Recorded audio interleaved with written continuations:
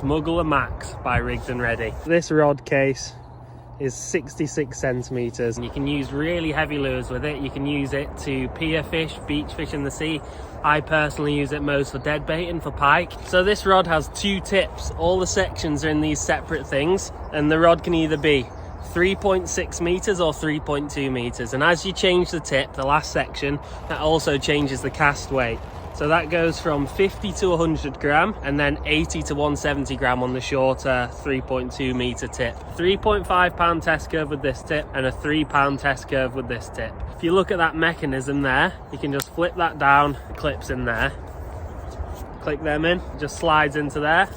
Then the next one in, then that is where you put the tip in there. Really clean eyes, really clean material. It's a really high caliber carbon. This whole rod actually comes with a 2-year, no questions asked guarantee.